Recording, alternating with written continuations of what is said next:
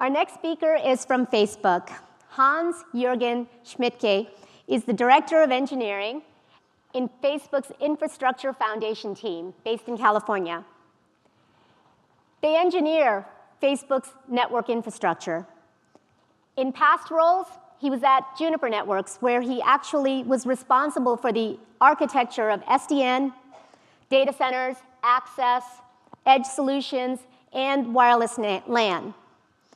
He was also the head of fixed network operator business in North America for Nokia Siemens Network. That is now part of Nokia. Dr. Schmidtke has done so much in the field of telecom and edge. He's the chair of the Open Optical Packet Transport Working Group within TIP as well. Busy guy. Today, he will be discussing the challenges that Facebook faced in designing and operating their flexible and efficient infrastructure, an infrastructure that has growing component limitations and extremely demanding workloads. Please welcome Hans-Juergen.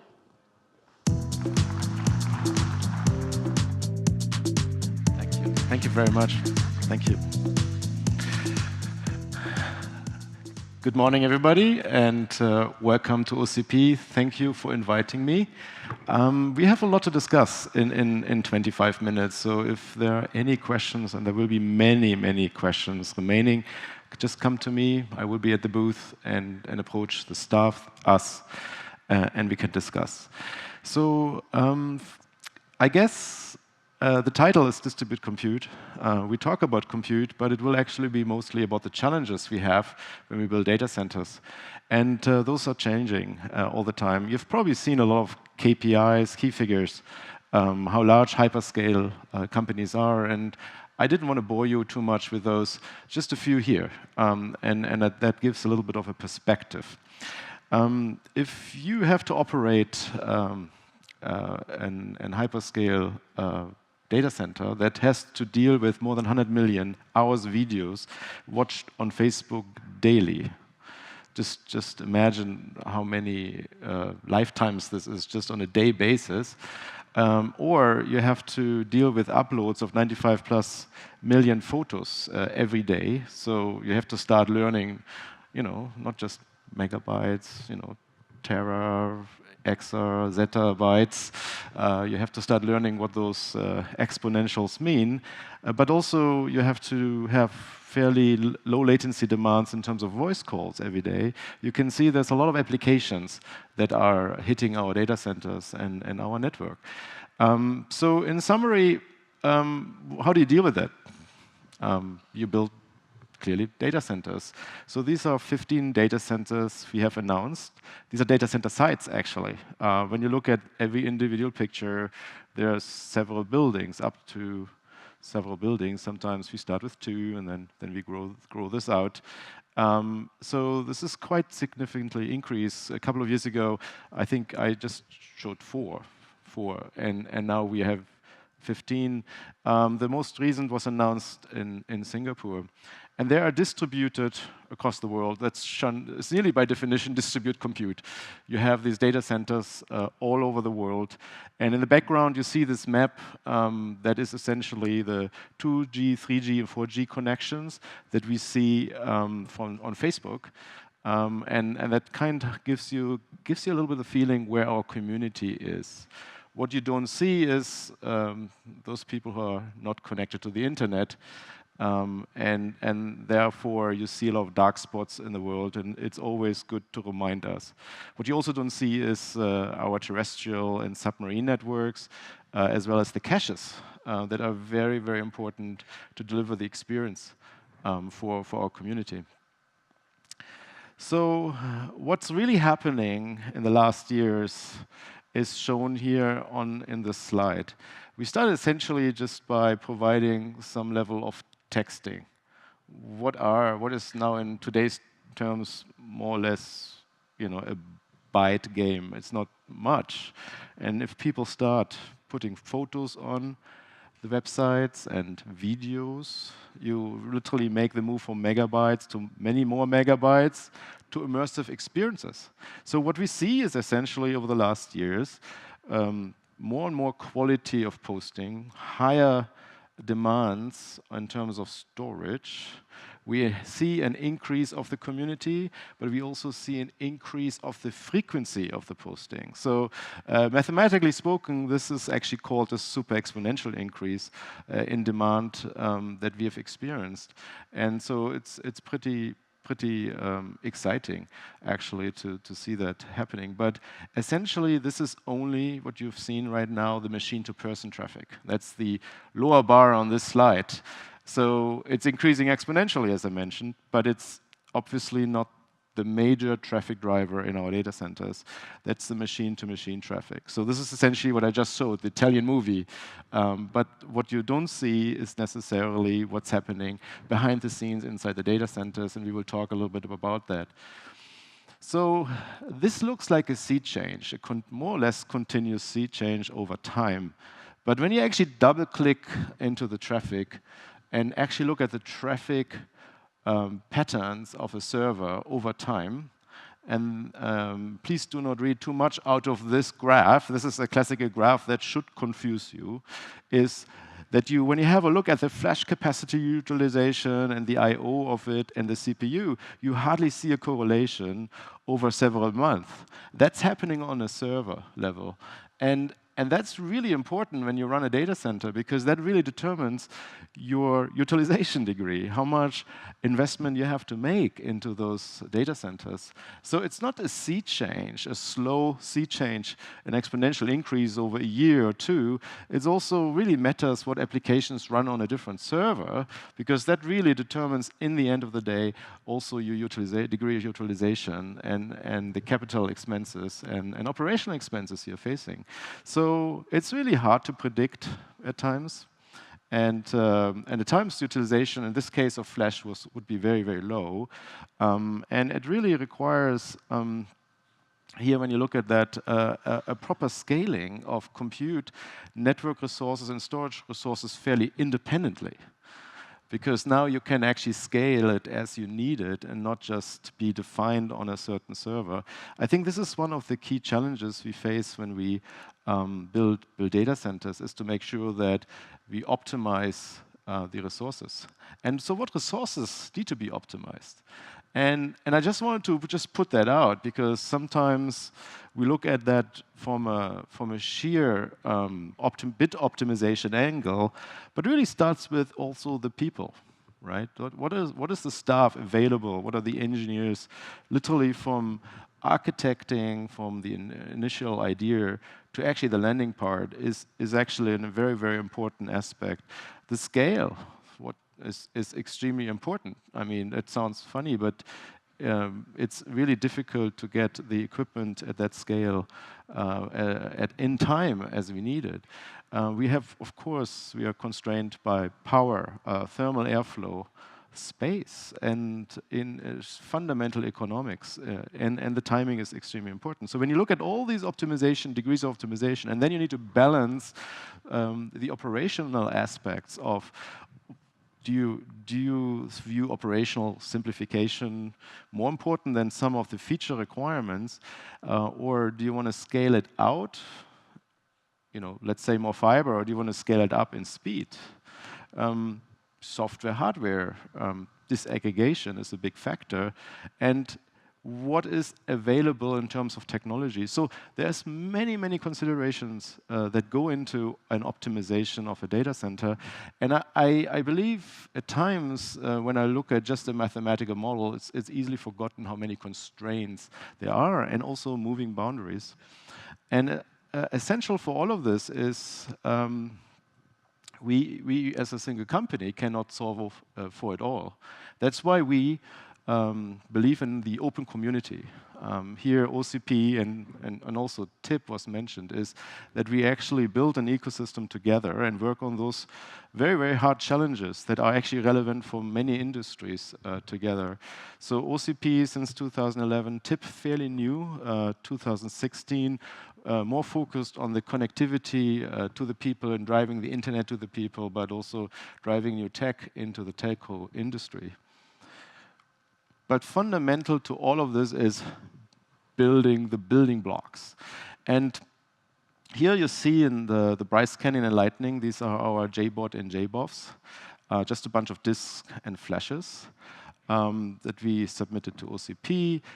When you look then at the memory aspects, you see here 2 processor systems, each with 256 gigabyte RAM and 25 gigabit NICs.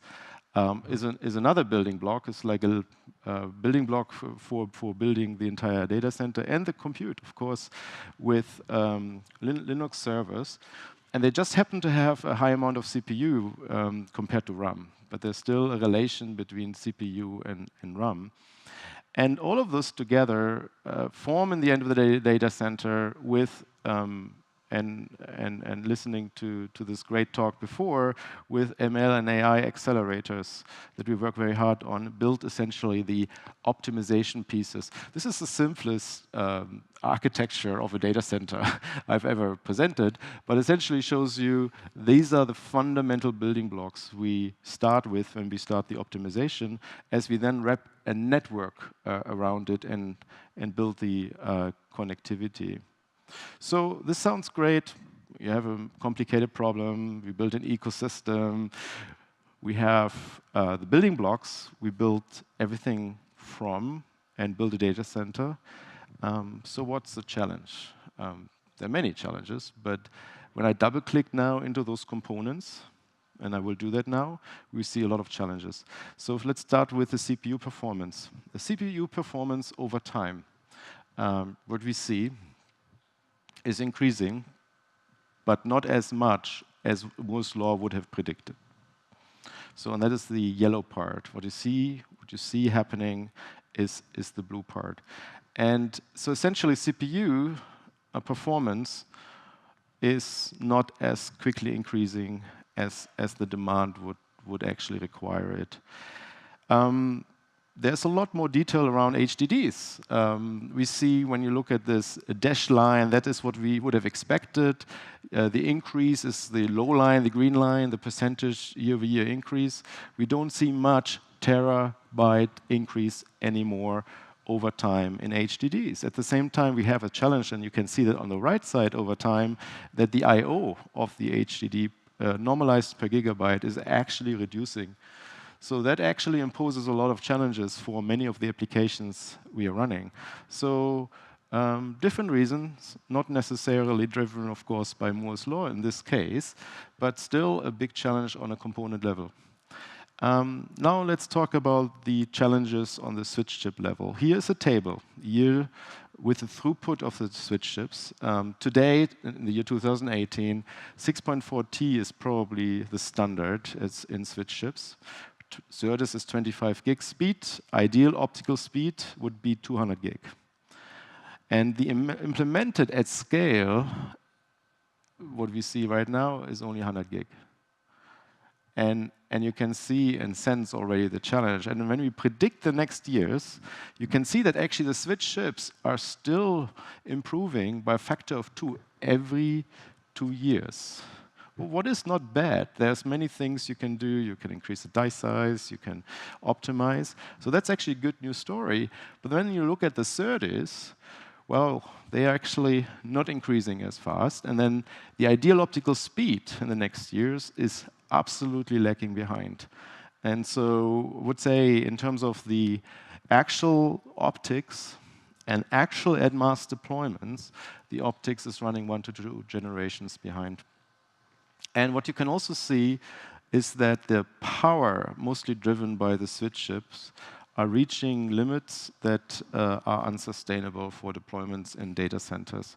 So essentially, there's many challenges around optics, power, scale of SerDes and the general I/O scale of the chips. And so there's a real dilemma. We believe we need to tackle this as a community. So in summary, there is a challenge in terms of demand versus supply. So we have the demand is increasing, Italian movies, you might remember the slide, and also the post-processing we are doing drives a lot of bandwidth. At the same time, the fundamental technology supplies are lacking behind. Yes, in AI and ML, we also we announced it just a week ago at Scale conference. We tried to catch up also by building components that allows us to be more specific with the workload. But in general, we see challenges that the technology breaks. And it manifests itself typically in a power problem. And with this comes a cooling problem, an airflow problem. And so what can we do about it? It's really a problem statement, but what can we do about it? We can do a lot about it. And I give you here today just a few options, and I will run through 3 examples what we can do about it. First of all, you always can do a topology and protocol optimization, where you put in place the resources. You can always balance high versus wide. We can, as an example, for high versus wide, is as SerDes speeds and optical speeds do not increase fast enough, there might be the option to just deploy more optics and more fiber. So you become wider. Or start building actually on the component level. ASICs are called for reason ASICs, application-specific ICs. So we have to look at that. Plus, we have to look at the optical components aspects to it. So let me give you 3 examples that basically show you that there are options to deal with those challenges, but those options require a much stronger community engagement. So first of all, to start with, when you have a single server and you have defined resources of CPU and memory and storage, it's obviously not optimal. I showed you this example over a year or so, how the demands on a single server are actually changing. So it makes a lot more sense to actually pool memory and storage or certain elements somewhere else and really have that grow independently. That's a fundamental principle of disaggregation. And we do that because we want to disaggregate. We want to solve the problems or the challenges or the resources independently of each other, and so that's why you disaggregate. But in this case, when you do that for flash, you put a lot more burden on the network. So it becomes a balancing and optimization between network resources and flash resources in this case. And that's actually being simulated and optimized, and we actually see this as a viable alternative. But that also means we need to start looking at innovating in the optical space, in the networking space. And that's where leads me to the next chapter. We, as I mentioned before, have a challenge, a power challenge, in the scaling challenge in the networking space. And we believe that the next generation optoelectronic revolution will be in the integration of optics with electronics, with switches. And we call that, in this implementation, co-packaged optics. So essentially, power is a shared resource between network and servers. And when you use more power in network, you take it away somewhere else from servers. In general, servers deemed for compute and storage are very useful, of course, for the community. In this case, it's becoming a balancing act. So the more power I can save on the end of the network, the more I can give back to the server world. And so where's power lost? And this is a breakout of the power we see in networking. And you can see the largest part, the 36%, the yellow below, is essentially the switch function. Clearly, the switch function I cannot really optimize. I need to switch. But I can optimize a couple of other elements, and I like to point out the elements of the I/O. And this is the I/O of the optical and the switch. It's essentially driving the lanes. I would even say these are maybe the most expensive heaters on this planet. These are the copper lanes that we have to drive on the board. And we see 20% just there. That doesn't sound too much, but when you look and predict what's happening in the next years, and then look at some of the designs in the next years, we actually think that this figure of power optimization is actually more closer to 50%. 50%. And that's where you start thinking, should I use pluggable optics or should I use a more integrated approach? And that is a game changer. So the design goals are essentially reducing the lanes. So when you want to reduce the I/O drivers in chips, you want to reduce the lanes between the optics and the switch chip. And in this graph, you see the depiction of, on the left side, of the switch chips, and on the right side of the pluggable optics. And the white is essentially the symbol for the copper lanes. And the idea is to reduce this white. You can see that from onboard optics down to co-packaged optics further. So what we do essentially is we bring the optics closer to the switch chip as a first step in terms of onboard optics, a first reduction, and then ultimately bring it into the package so that you have the smaller distances so that you don't have to drive the copper lane as far. So the bandwidth reach product is being significantly reduced in terms of the copper medium, and that gives us the belief. This is really what we believe in, is that can reduce the power significantly.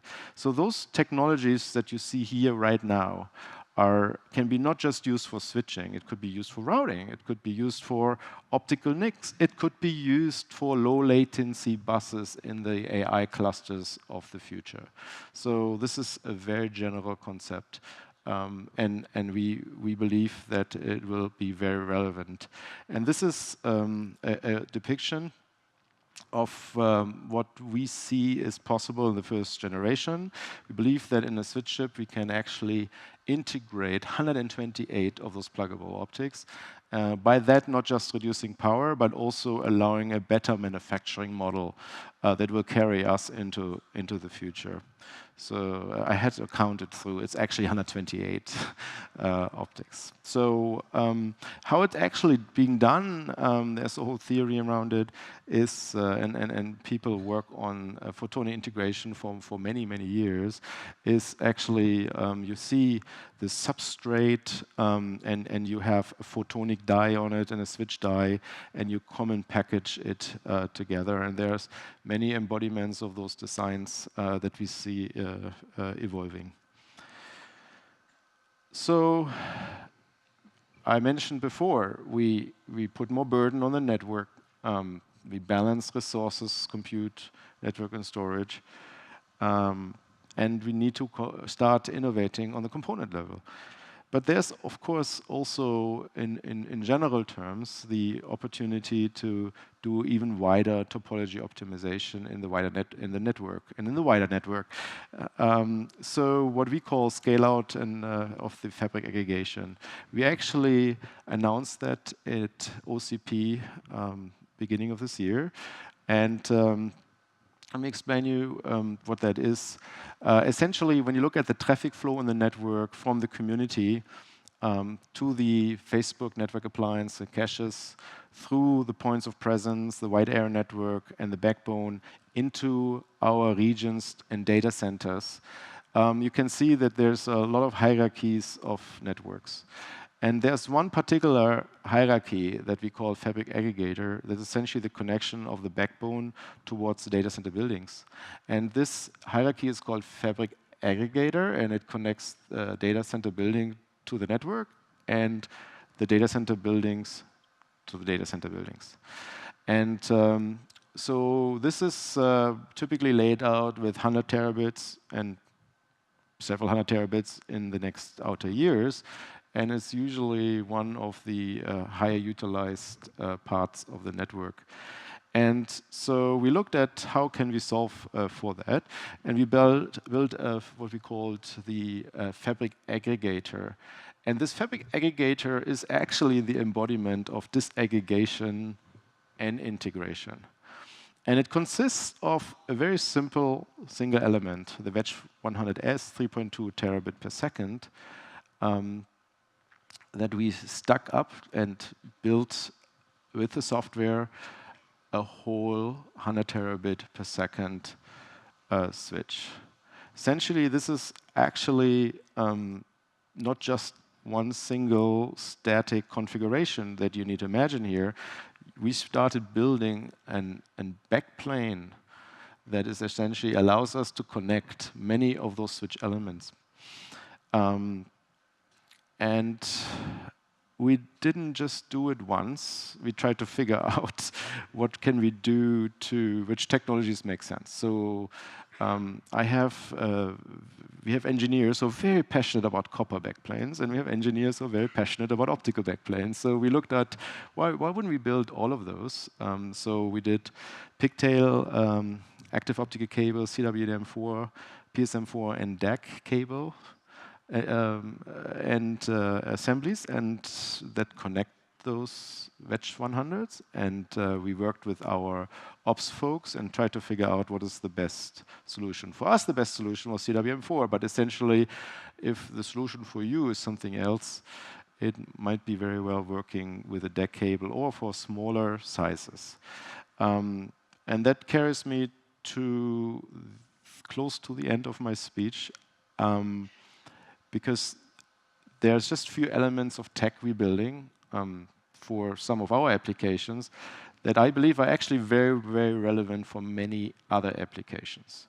So just the last one was we built actually an optical backplane or a copper backplane that allows you to scale from a few terabits per second to maybe 100 terabits per second as you wish, based on smaller elements. So you don't need to build and buy a huge fabric that is essentially one size. You actually can build something, even pay as you grow, right? Based on those techs we have done. And doesn't need to be in the Fabric Aggregator space. It could be even in the wide area network somewhere or in other places in your data center. So essentially we build backplanes that allow you to connect and aggregate larger spaces. In addition, when you look at what we look at right now, what we want to solve for is we want to solve for the I/O problem of chips. That's such a wide space. It's not just an I/O space in a specific data center of a specific hyperscale company. It's actually a much wider problem. And so we're very happy to listen to the community and understand the wider problems, because we actually believe this type of tech will penetrate in nearly all applications in the next years. So it essentially touches telcos, any data center size, because you don't need 100 terabits. You can do the same thing as I just described with 10 terabits. And of course, hyperscalers.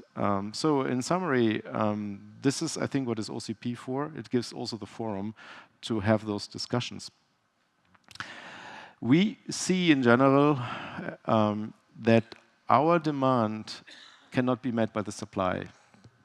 We need to start innovating. And innovation will happen in many, many facets, in many, many areas.